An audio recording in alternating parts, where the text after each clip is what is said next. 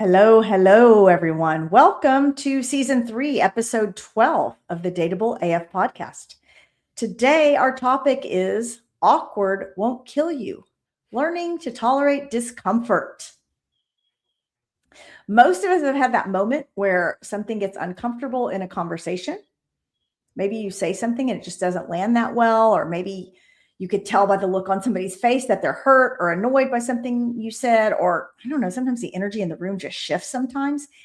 And then what happens? Your brain goes into emergency mode. Danger, danger, fix it, fix it. Yes.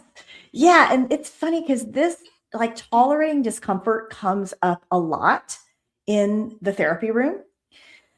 Because what happens is when you sense someone else's discomfort, you start explaining yourself, you start over apologizing, you change the subject, you try to smooth things over. And I wonder what it is that makes us just like, why can we not just let somebody else sit with their discomfort? I don't think it's in our DNA. I mean, I just think it's really hard to not want to fix it, not want to make it better. Yep, that's really true. And I think it's something that most of us really never learn. And that's tolerating our own discomfort or tolerating other people's discomfort. And I think that awkward moments are not really dangerous. They're, like you said, maybe it's wired in that somehow we think that they're going to be dangerous, but our nervous systems get all out of whack. But sometimes it's okay to just like be a little bit uncomfortable. Like, it's all right. Do you think we just don't trust that people can handle it? That they just are going to break apart if they have to just be a little uncomfortable for a while? Maybe. Yeah, I wonder if it's that sometimes, like, our nervous system reads tension as a threat. Maybe that goes back to, I don't know, the caveman days or something. But if you sense that someone else is tense, then I think, like, your brain just starts searching for that quick fix. And I know that you've had this happen before. And I know I've had it happen a million times too, that, you're having a conversation with somebody and all of a sudden you sense that they're not present anymore, or that their lips get a little tight, or something happens and you're like, oh my God, what did I do? What did I say? And, it may not be about you at all. Most of the time it probably is. Most of it. Yep. Most of the time it's definitely when I have this, I'm much better at it now, but that gate doesn't close down. So something comes into my head and it gets out of my mouth before the gate closes down. You're like, oops, did I say that out loud? Right. It makes somebody extremely uncomfortable. Yes. Yeah. I mean, I think sometimes I have the opposite problem, that I have no idea what I just said. Like, I can sense the change in the room, but I don't know what it was that caused it. But people's early experiences in childhood, if conflict in your household led to punishment, or your parents, shutting down, or you felt rejected by them, or some kind of chaos got created, then I think you just learned this lesson of, I got to make this discomfort go away as fast as possible. There are two things that pop up for me in this conversation. There's the discomfort of just allowing somebody else's discomfort to be. Mm-hmm. So not trying to make them feel better.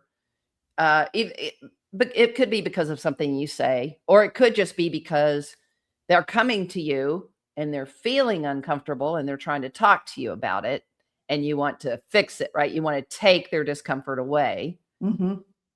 And then there's the piece about you sitting in your own discomfort. Mm-hmm. Just understanding that you aren't going to crumble, and we're not perfect. And that you don't have to fix yourself right away either. Mm-hmm. Yeah, that it's okay for you to sit with it. Yeah, I'll give you an example of something I'm talking about. I had a couple that was in my office, and husband, wife. The husband wanted to attend a family event on the weekend with his family, his extended family. The wife did not want to go. And he was scared to ask her. He was scared to tell her about this event because he knew she wasn't going to want to go. And then she was going to feel uncomfortable that he was going without her. And we had to process through this with them as a couple because he wasn't doing anything wrong. He wanted to see his family. She wasn't wrong in not wanting to go see the family, but he was tiptoeing around it because he knew she was going to feel uncomfortable with this whole idea. And so he didn't want to bring it up. It's like, friend, let your wife feel a little bit uncomfortable. You're not doing anything wrong. And so, like, that's, just one example of things we might tiptoe around, or we don't want to put this in for. So he basically, what had happened was he waited till the very last minute to tell her because he didn't want to tell her. So I think he waited till Friday night to say, hey, on Saturday, I'm going to be gone all day because I'm going to take the kids and go see my family. And then she was mad because he waited till the last minute. So anyway, it becomes this whole thing that it doesn't have to be where you just said, hey, not sure how you're going to feel about this. I just want to let you know, this is what I'm doing this weekend. And then let her sit with it and let her figure it out. Yeah. It sounds like they ended up creating a really bigger problem than was there originally. Because that isn't cool to spring something on someone last minute. And so he ended up he wasn't going to do anything wrong at the beginning. He was doing this thing that was totally fine. But then he created a situation where he did kind of step on her toes because he was scared of making her uncomfortable. Boy, I can only imagine in therapy how you're untangling the root of that. I just had this vision as you were talking about this dynamic of what his family must have been like. Was it really that scary to just put it out there for fear of the response you might get? And is she typically somebody that has a big reaction to that sort of thing? Yeah. Who knows? Yeah. I mean, she doesn't strike me as that type, but maybe.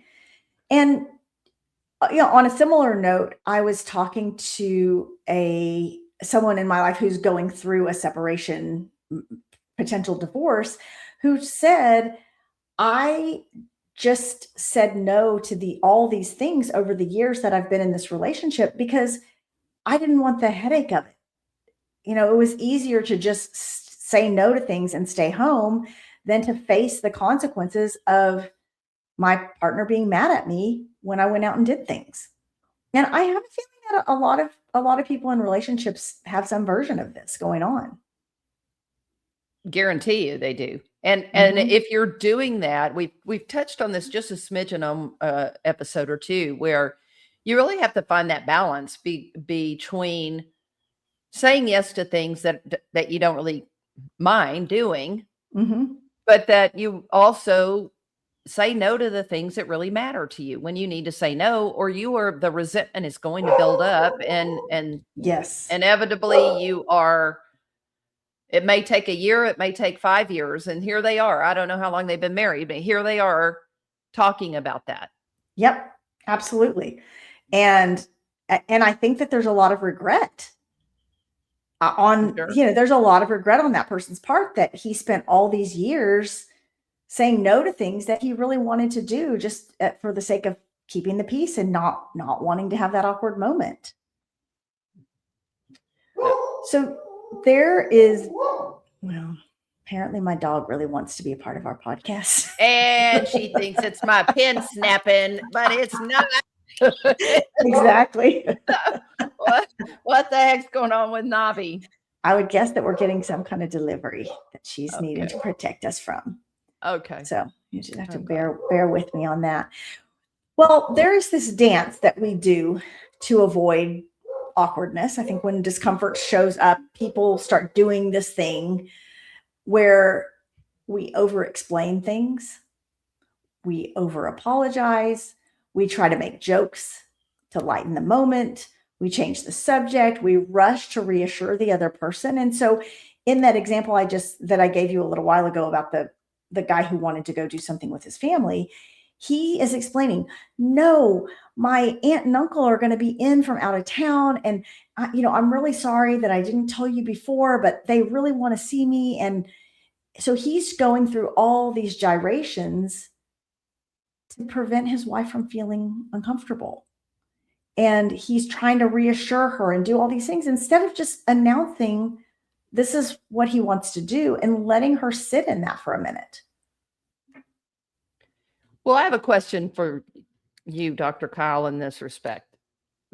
Because I've been in that position before where I know that I'm about to announce something that is not going to make my partner comfortable. Mm-hmm. And you feel that dread Mm-hmm. because you know that they're not going to be happy about it. Mm-hmm. And I have been that person where I'm thinking, how can I phrase this? How can I say it? What can I do to be sure that I try to make this go over the best way that it can? Mm-hmm. What happens when, like you said, person's not going to be happy. They're going to be uncomfortable. It's something they don't like. Mm-hmm. And then they punish you because they're mad at you. Yeah. So nobody wants that. No. Well, I'm going to say something that we've said on this podcast before. If you change your behavior because your partner got mad at you, you just positively reinforce that behavior. So if I get mad enough at you, then you're not going to go see your family on Saturday, which is exactly what I want. And so what I learn is if I get mad enough, I'm going to get what I want. And that is not a positive pattern to get into. No, it is not. And I have been in that scenario where I absolutely have been on the other end of someone in their family when they acted a certain way, they eventually got what they wanted. Mm-hmm. And it didn't work so great with me. No. And it's like giving your kid the candy in the grocery store checkout. They're having a fit and you just want to shut them up. So you give them the candy. It's like, no, don't give them the candy. And I think what happens is sometimes we try to manage other people's emotions before they've even had a chance to process it themselves because we don't want them to feel angry or sad or uncomfortable. And it's this impulse that if I can just fix this moment, then everything is going to feel safe again.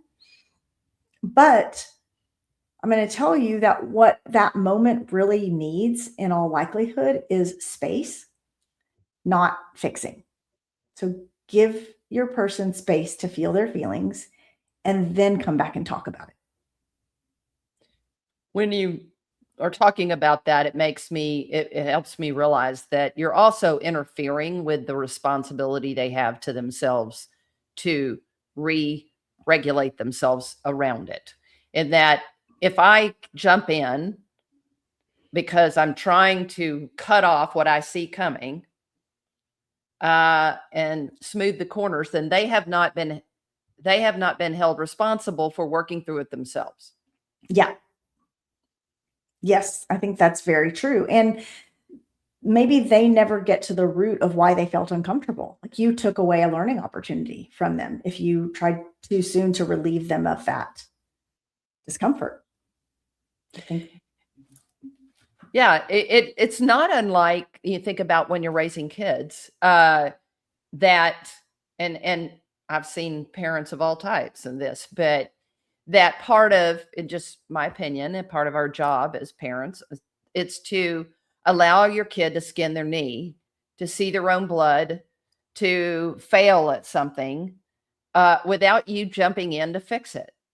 And the whole premise of that is that if you jump in and take on the bully, pad their corners, do the thing to make them feel better, then they never learn the skill or believe in themselves that they can fix it themselves. They can't, I guess the term self-soothe, whatever that is, Yeah. but you're like intervening in their opportunity to, it's a really powerful adult tool.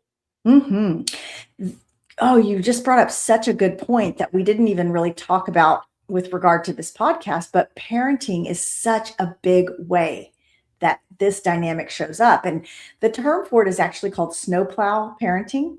Yeah. When we go ahead of our kids and we plow all the obstacles out of their path so they don't have to face any obstacles, that is such a disservice. It is such a disservice.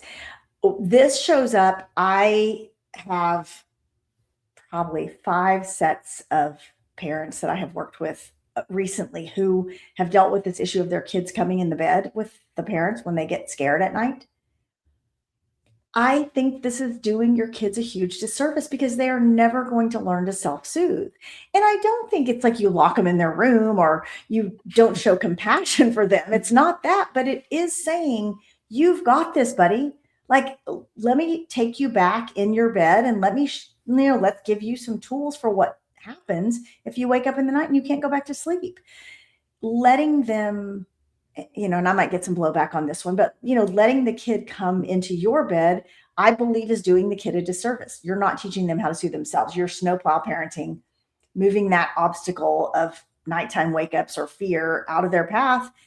How are they ever going to learn that? They're going to go to college and be calling you in the night from their dorm because they don't know what to do. Right. They're going to crawl in bed with their roommate who's not necessarily going to be cool with that. Yes. I mean, this is one of those. It's a big one. And here's what I will say about that is when your kids do go out into the world away from you to college or even to high school, they look goofy if they don't have those skills. It does not make them seem good. Their peers are going to make fun of them. Yeah. And that's a hard lesson to learn from your peers. Like, that is a lesson best learned from the people that love you the most. Learn to face discomfort in your home with your family who loves you and who can support you through it, instead of having to go out and do that with peers. This happens, if your kid, another kid is mean to your kid and you go, call the parents. It's like, no, dude, let those kids work that thing out. I mean, unless your kid's in some kind of danger, which of course you would, like, you're going to let them fall down and skin their knee. You're not going to let them run out in front of a car. You don't want them to get, gravely hurt somehow, but letting them face a few bumps along the way is actually teaching them some good skills. So this is a perfect example of letting people sit with their discomfort,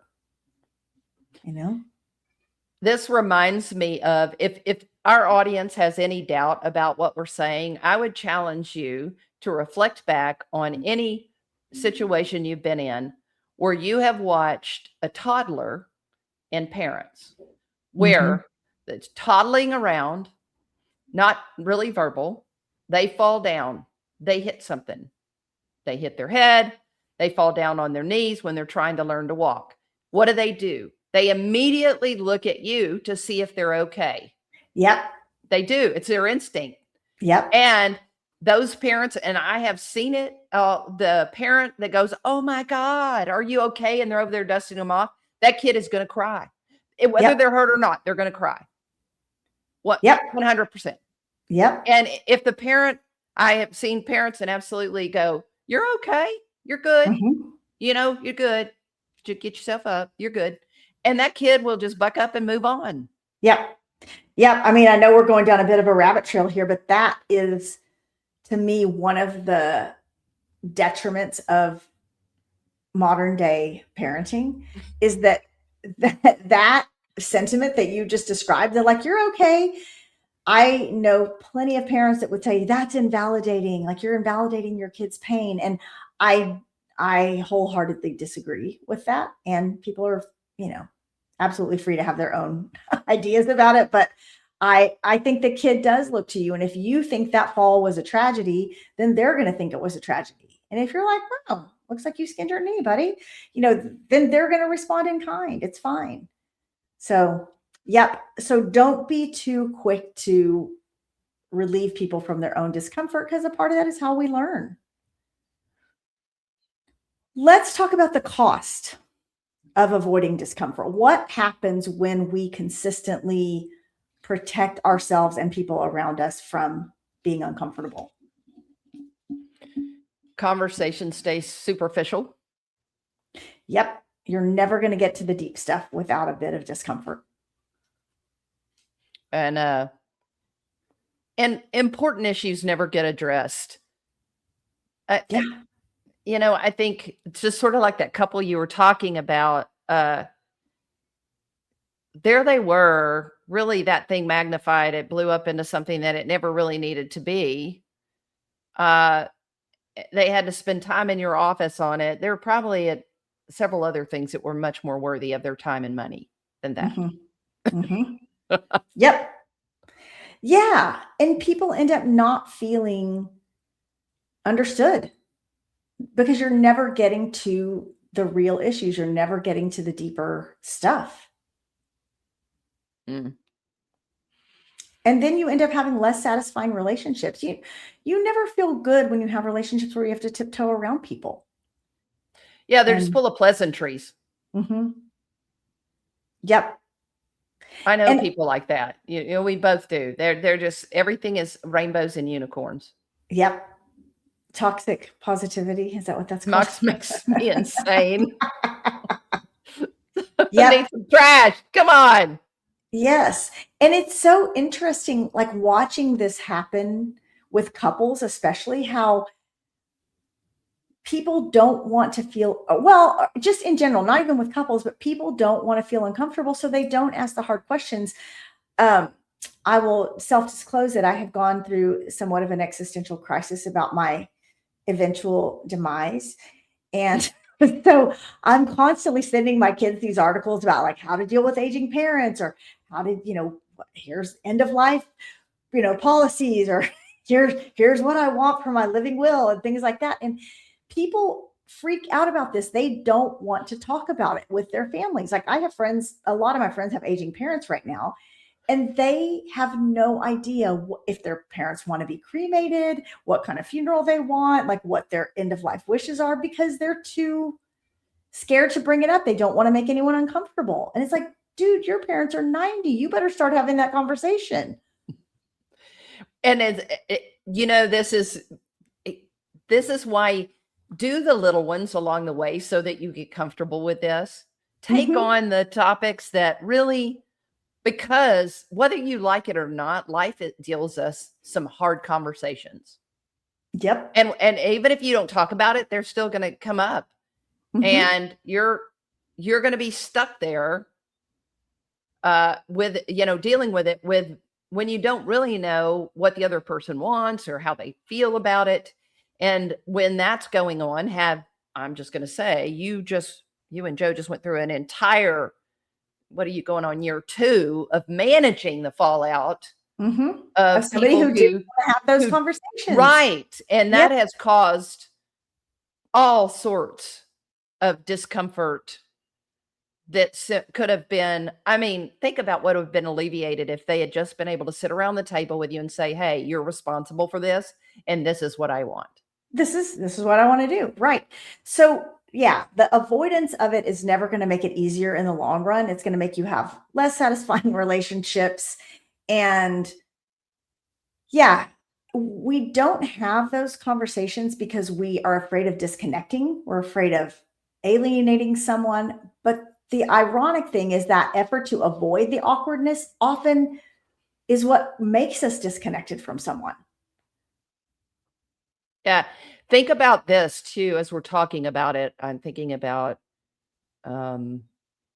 just being in relationship with your friends or dating.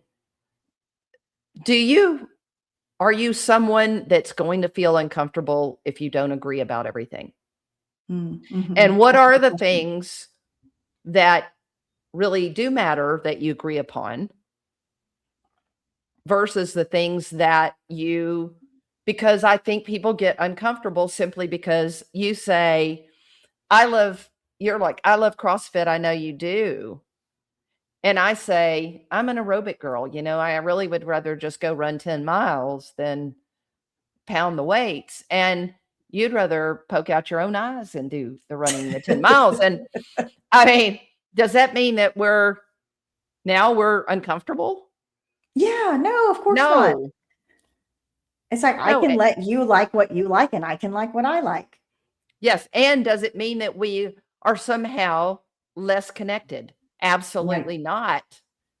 No, it does not. And so I do, as I'm thinking about this, I'm thinking, there's just a lot going on in the world right now where people have some big struggles about discomfort. Yes. And there are some big things that simply don't work for people. and you have a right to feel extremely uncomfortable, but understanding clearly what you do, what really matters, and that discomfort is too much to me, it versus things going, yeah, just because they like black and I like white has nothing to do with how close we are in our relationship. Yeah. And can I hold fast to my beliefs while still letting you have yours?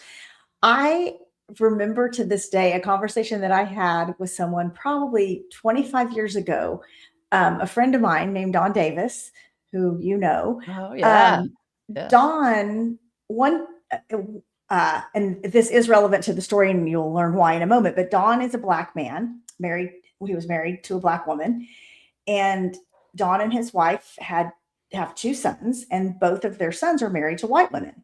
And I remember Don asking me, he said, "Do you believe in the cat theory or the bird theory?" And I was like, "What? What are you talking about?" He said, "Well, I remember this. The cat theory," he said, "cats, they go out and socialize with all other cats. Like they hang out with other cats of all breeds.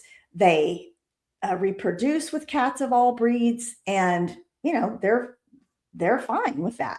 Birds will go to like the bird bath and socialize with other birds, but at the end of the day, like cardinals go home with other cardinals to have baby cardinals, and mockingbirds go home with other mockingbirds to have babies with other with." And I was like, what? Like that seems like I never thought about this. But he said, "Well, I believe in the bird theory."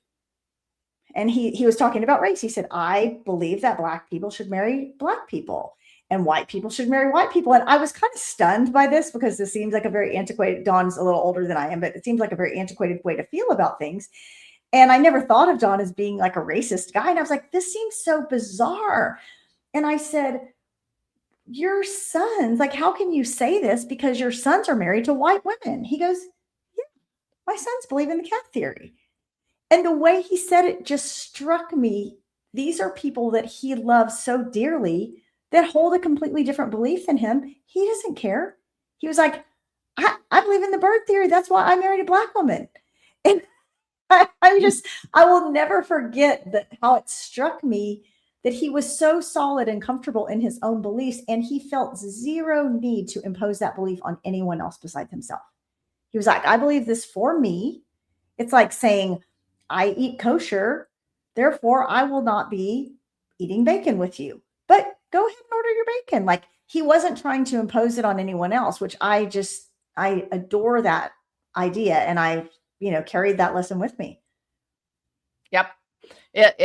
I remember that. And I too thought that was a great example of it. Another good example we've talked about quite a bit, and this is in the dating realm, is being, lesbian, is how out you are, you're not. And same thing is just trying to, if you know that you need a life that's fully out, don't try to make something work when somebody is not there with you. Yeah. But you don't need to try to force them to get comfortable with what you're comfortable with. Yeah. I mean, if you they're don't have to uncomfortable, out them. if they're uncomfortable for whatever the reasons are, you can decide where they fit for you. So they may not be a good person for you to date, or they may not be partner material, but they can still be your great friend. Yeah. That they don't have to believe the same way you do, and that it doesn't have to be awkward. You can just be curious with them, and let them feel however they feel, and they don't have to agree with you, and it doesn't have to be awkward. So let's talk a bit about what tolerating discomfort actually looks like, because I don't think that tolerating someone else's discomfort means that you're becoming cold or insensitive. In my example with the couple that was in my office, I don't think that either of those partners should have said, "I don't care what you think, I'm doing this anyway." I just think that you don't necessarily change your behavior because someone else is uncomfortable with it. You could be like, "Man, I see that this is going to make you sad that I'm leaving for the day. Is there something I could do to, make you feel better? Like, okay, but you don't change your behavior just because they got a little bit out of shape. Yeah. And it means slowing down instead of scrambling. Um, and I have a really dear friend, and we disagree on some things periodically. We have great deep conversations, and over time I have learned as her friend to slow down. And when I see that we're moving into this place where we just have a different vision or a view through our lens, Mm-hmm. I respect her so immensely. And I know that she always has good reasons why. And I've learned over time, when I stop trying to push that and just slow down and sit and listen to it without the need to change her mind about it, that it's become just a more beautiful relationship. Yeah. Yeah. That's such a good point, that just giving that person a moment to breathe, giving yourself a moment to breathe instead of feeling like you immediately need to fill that silence. hmm And allowing someone to have a reaction without immediately fixing it. At that, and I just admit, I just think it's so hard. I Mhm. naturally um, hard, because Yeah. I either want to rescue somebody because they feel bad, and I want to try to reframe it so that maybe it doesn't sound so bad or make them feel so bad, or I just don't want them to feel bad. Yeah. Yeah. And sometimes that might mean you just say like, "Oh, I think that landed a little differently than I expected it to." And let it be. Just stay present. Because when people learn to tolerate that discomfort, I think that's when conversations start to become more honest and relationships actually become more resilient because of that discomfort. Again, I will testify because of this.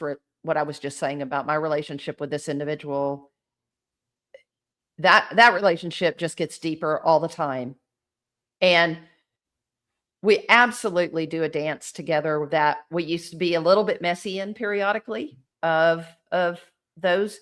And now the way we have those conversations just so different and so enriching. It's just pretty amazing, really. And do you think that's because you've been able to sort of stop and take a pause? It is. And because the other piece of it was just because of the discomfort, instead of us instead of us talking about the topic that was of disagreement, we learned to talk about why we felt uncomfortable. I love that. Yeah, name it. Bring And bring the yeah, discomfort into the conversation. and Yeah. then we understood sort of where, like, how you would interact with somebody when you're approaching those conversations. I We both, I think, approach those differently. We frame our questions and the way we do it in a different way. Yeah. And it doesn't mean that we're changing the outcome of our opinions about something. Yeah. You're just letting the discomfort sit for a minute. Yeah, Yeah, it's very that's cool. great. That's great. Well, let's talk about the takeaways that we hope folks will get from this podcast today. Well, awkward moments are part of real connection. They really are. Yep. You just got to let them be. Discomfort isn't an emergency. Stop feeling like you have to go into fix it mode. It's not an emergency.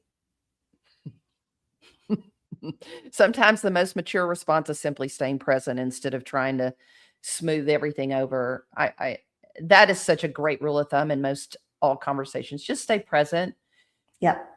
listen, be curious. You're really good about this too. Just, I think if you're surprised or somebody puts you on your left foot, you really do, I think, fall back to going, tell me more about that, you know, instead of saying, why the hell do you think that? You know? Yeah. Yeah. So just, yeah, stay in that presence and just remember, like, you don't have to fix everybody's feelings, including your own. Just sit with it for a minute. If this podcast has sparked some curiosity in you, and if you're interested in talking more with the folks in your life, your friends, your partner, your family, we have a question for you to ask them. When things get awkward or uncomfortable between the two of us, do we tend to rush to fix it, or can we just sit in this moment and talk through it? That's a really good prompt for discussion, and I would love to know what you find out when you bring that up to someone. If this episode sparks something for you, we want to hear about it. Please reach out to us, email us info@dateableaf.com, or you can connect with us on Instagram. We're at dateableaf. If this conversation made you think of someone in your life, please share this podcast with them. We want to keep our community vibrant and thriving and growing. And that's how it happens, is when you share it with people that you love. So as always, we want to thank you for listening to the Dateable AF podcast, where we help you find your happy ending. And remember, be bold, be kind, and for the love of self-respect, don't text your ex. Stay dateable. AF.